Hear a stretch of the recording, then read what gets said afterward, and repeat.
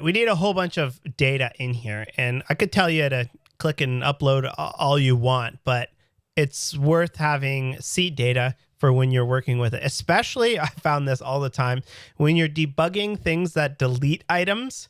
It gets really frustrating when you spend all this time to upload like 12 items, and then you debug it and delete them, and then your bug is not fixed, but you have no more items to delete. So you have to add more just to test the deletion mutation. So we are going to write a little script, or I've already written a little script for you, but I'm going to show you how to hook it up with seed data. So if we open up our keystone.ts file, you'll see that we have where's our database connection? Here we go. Add data seeding here. Okay, we're going to do that now.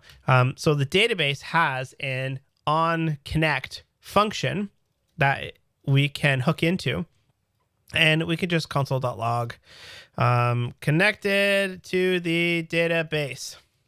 And now when we run that, kill it, and start it again, we should see as soon as Keystone connects to the database, we should see that it logs connected to the database.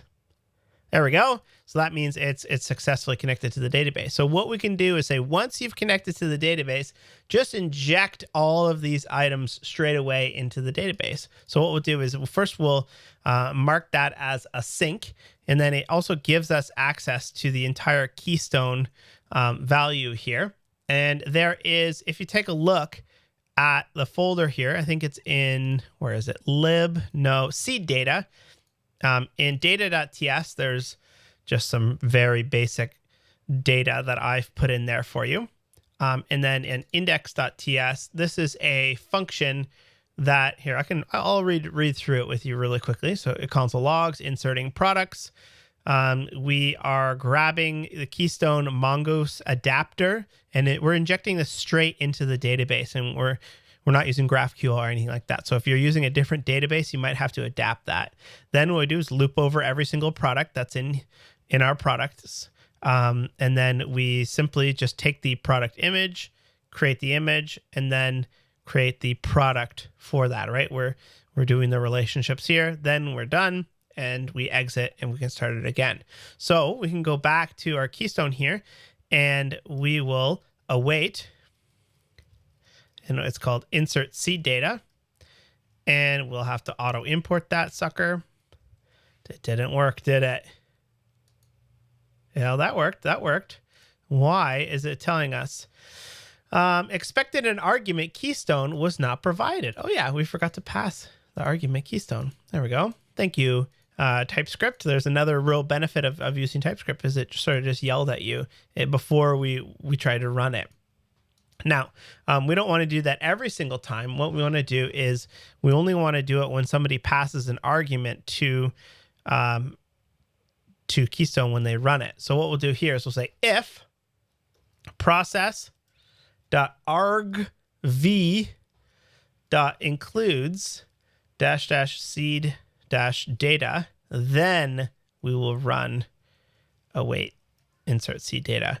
And the way that we run that, if we take a look at our package JSON, if we basically just run npm run seed data, it just runs the same Keystone function here, but with -- seed data. Sorry if you hear my kids screaming in the background.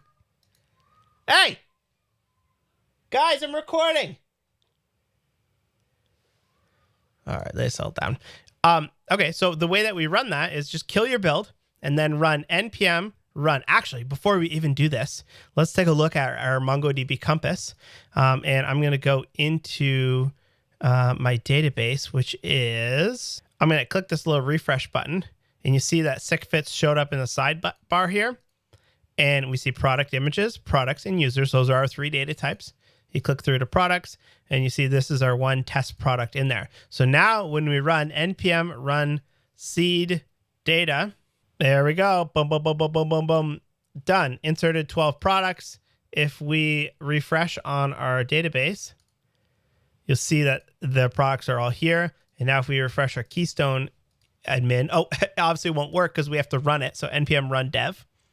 And we have all of the images showing up.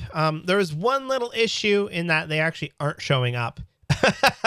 But it's going to be fine. I'll explain why it's not working, and this won't be an issue for yours. Is that if you click through to one of these, you'll see that the image is broken. And if you inspect image on that and grab the URL, you see it's broken. And that's because I'm doing this tutorial with WesBoss Tutorial. What I uploaded it with was WesBoss. So likely your name is also going to be different and it's going to be broken for you.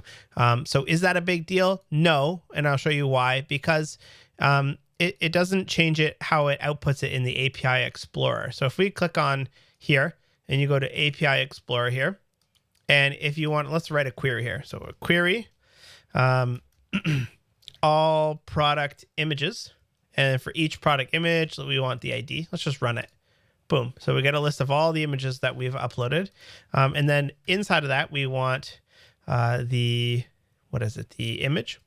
And inside of the image, you can get all kinds of information, the encoding.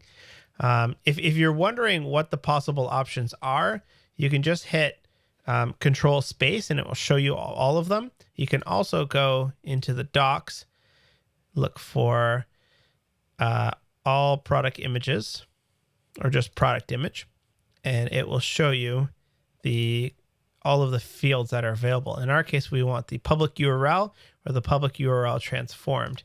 So let's try that. We'll just say public URL and public URL transformed, run it.